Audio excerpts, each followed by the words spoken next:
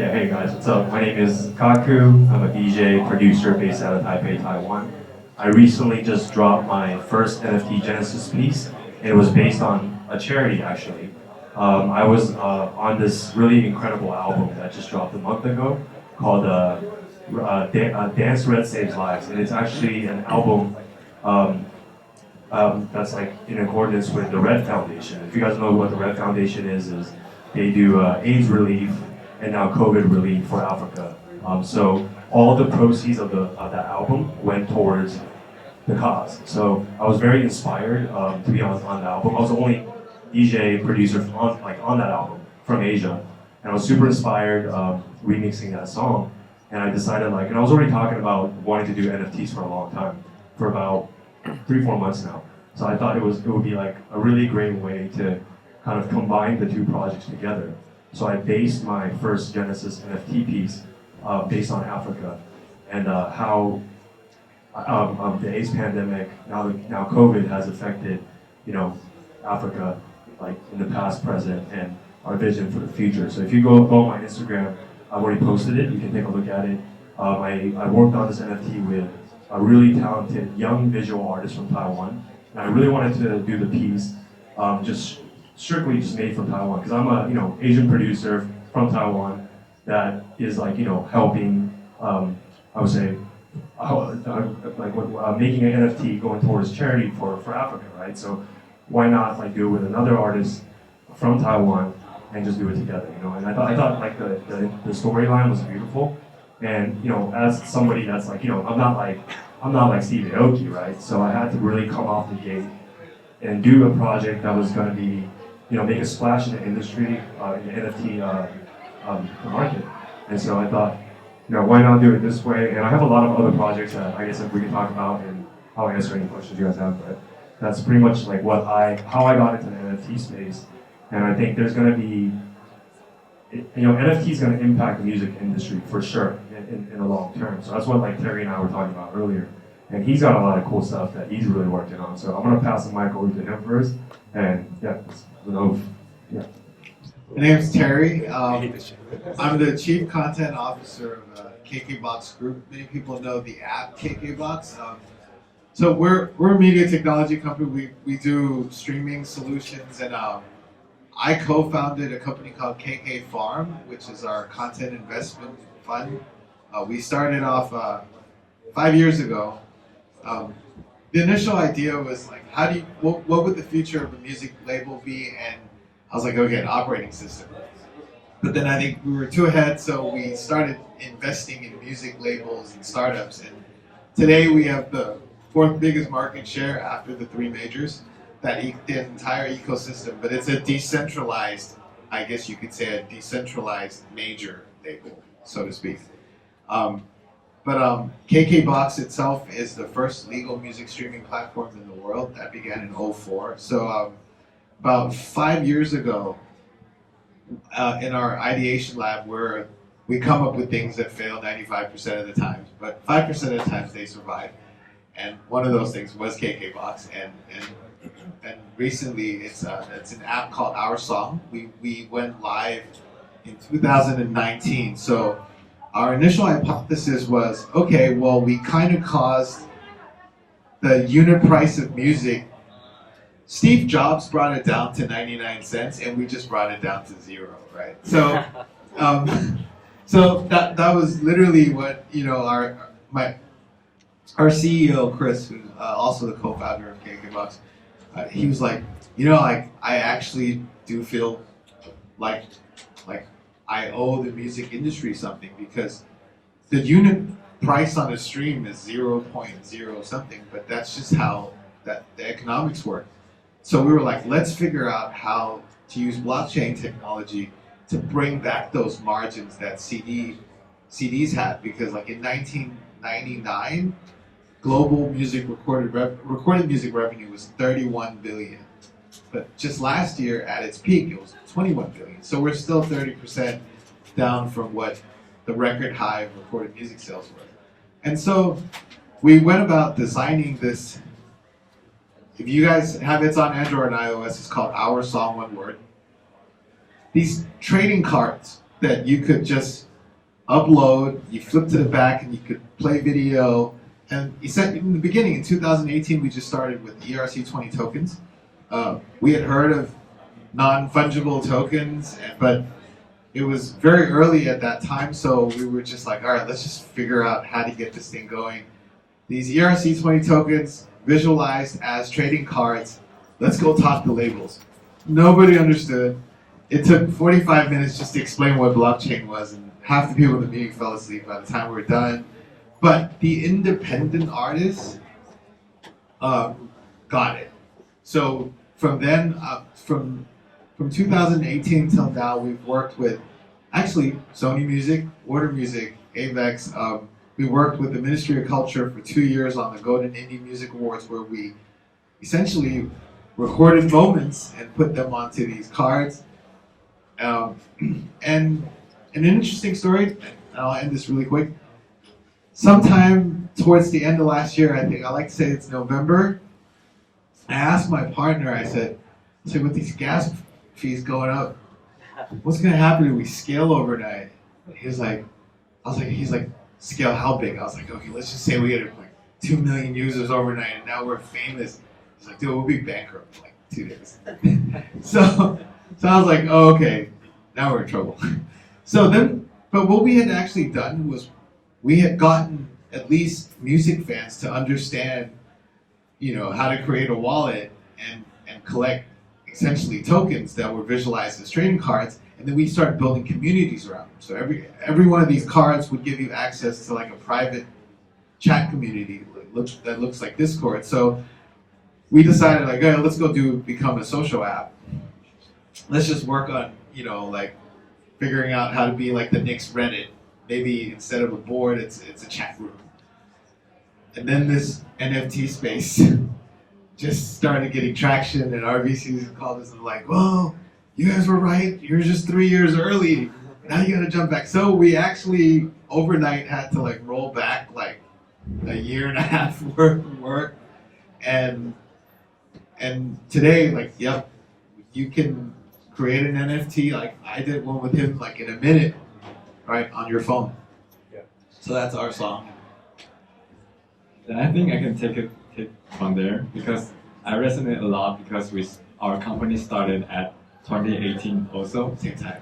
And actually when we pitched to our song, the first slide is what is NFTs, and we think that they already knows. But most of the majority of people don't understand what is the concept of NFTs. They will be asked, are we buying a picture? Are we buying a video? Or what is for? So I guess this is the best timing for NFT issuing, or if you want me to do a creative NFT drop, this is the best timing because it's 10 times easier when you explain to the collectors.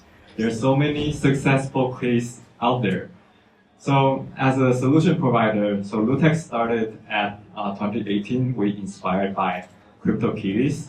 We thought it's a lot of, if you have a certification on every virtual asset, it could be very, very huge.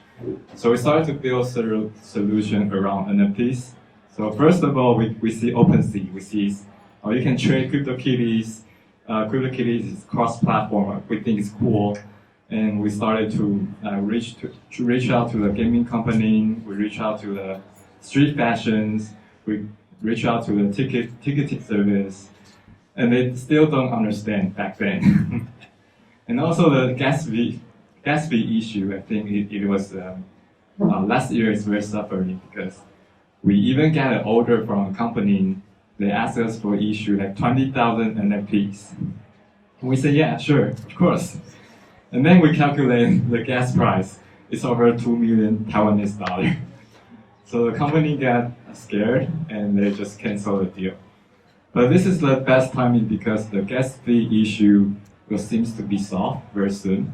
So we're very promising that NFT could be everywhere. So our company have a minting service, and we also have a marketplace for people to trade. And when we have a minting service like that, we were thinking about further, what can we do with NFTs? And it comes to my mind is NFT could be still everything. So for example, I just had a lunch with my friend. His name is Yang. He's a very famous fortune teller in Taiwan. And so we just talk about, he's very interested in NFTs because everyone is talking about that. And we're just kidding about, so let's do an NFT drops for fortune teller. That's awesome. Yeah, cool. I made $300 last week selling NFT good luck charms on our own app. Oh, cool. It's just a picture of my dog and a bee. Yeah. Go ahead, sorry. Yeah, but hear me out. This is really cool. We issue like 12 NFTs. If you buy these NFTs and show to the fortune teller, he has to do a session with you within 48 hours. So it's not only the token itself, it's only the service that you provide to the collectors. I think it could be everything. So we just do a drop this week, and we issue 12 tokens and almost sold out right now. So it's really cool to imagine that NFT could be everything. And if you have any creative idea, just be bold and be creative and be fun to issue an NFT and have your creative on it. So I think Kaku did a great job on charity, right? So NFT with charity is definitely a good thing to do because you have your imagination or you have your thoughts behind the token that you collect. I think it's great for the creators. Yes. So I think for another domain that I look for is the metaverse, the VRs. So I guess that's your part. Yeah, I guess that's me. So thinking of all these people starting companies in 2018, I think it's too early. We started our company in 2015 trying to build a decentralized metaverse, and that is a no-go for everybody. No headsets distributed, and the concept of being decentralized is really hard because Facebook, as you know, is building a centralized version of that metaverse. But VR purists like myself at heart are always trying to build something that's more like Ready Player One, where everyone has a say. Something that's really interesting here, though, like all these guys come from a creative NFT background. I'm more of a DeFi degenerate on the side over here, and so I kind of have a different perspective. When all the NFT craze started happening, I thought NFTs were valueless because what you're actually buying is actually a URL to an address on a blockchain. You're not actually owning anything. There's no trademark. There's nothing about it. And I think over time that steam is going to run out, and I got scared. I didn't want to touch it. But because we're doing a lot of decentralized kind of metaverse stuff, most of our clients were actually retail brands, luxury brands. You can think of the LVMHs, you can think of Victoria's Secrets. We've been doing a lot of work with these big brands, and they started pondering us every single day because the pandemic is raging on. There's no fashion shows, and what they could do is simply doing digital assets and stuff like that. But we thought, okay, fine. I know my blockchain stuff pretty well. DeFi is taking off. How can we fix some of the biggest problems with NFTs and make it worthwhile in tokenizing their digital assets? So we thought and looked to Unisocks for inspiration. 2019, Uniswap came out with something called Unisocks, and it's kind of like a tongue-in-cheek kind of joke where it's like, there's 500 pairs of socks, physical socks, but they're selling each of them as a token on a bonding curve. And that was really interesting to me because NFTs has a major problem. I buy something for 50 Ethereum today, this is not guaranteed I can sell it at all. And that could be hugely detrimental to the growing industry because a lot of people are going to get conned into buying these things thinking it's worth something, but it's not. So what we did instead is we decided to launch a marketplace. Actually, it hasn't launched yet, but we finished raising money for it. We decided to launch, try launching a marketplace with a bunch of these Unisocks-like items. So every single brand, whether you're L'Oreal, whether you're an influencer, maybe like Kaku himself wanting to start a brand, we just signed on Jonathan Kuhn from New York City, working with all these 88 Rising guys to create these influencer-led brands to do these limited edition drops. So imagine you have 50 sneakers or 50 pairs of socks. The price starts at $12. Every single time someone buys a token, the price incrementally increases almost like on a quadratic function. So you always have liquidity. It doesn't matter how fast and how much down the line this curve goes, you will always be able to sell your token back to the curve. So as long as one more person buys it after you, you've made money. So that's kind of like the intersection I want to talk about between DeFi and NFTs. How do we protect the users? How do we make sure that something that you buy can always be offloaded? So today, I'm pretty happy to announce. Andrew Kane from Mechanism is one of the lead investors. We're bringing HTC again because all our marketplace will be also available on Viveport. You have a proof of play tokenomics system where you can mine for our street tokens by playing video games, and I think that could be really, really interesting to the metaverse. And finally, I think, happy to share with you guys, we got a bunch of investors here as well. Elisa Fabrinoni is an investor. Mr. Block, one of our best influencers in this industry in Taiwan, is an investor. And we're bringing on GBV. I think Andrea is here somewhere as well from Neo Global Capital.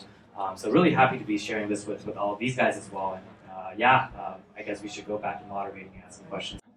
I just want to know what's next for you guys. Like, what are you dropping? I know like you guys are all big music people, and we've been trying to do music stuff as well. So I really want to know kind of what you guys are up to next.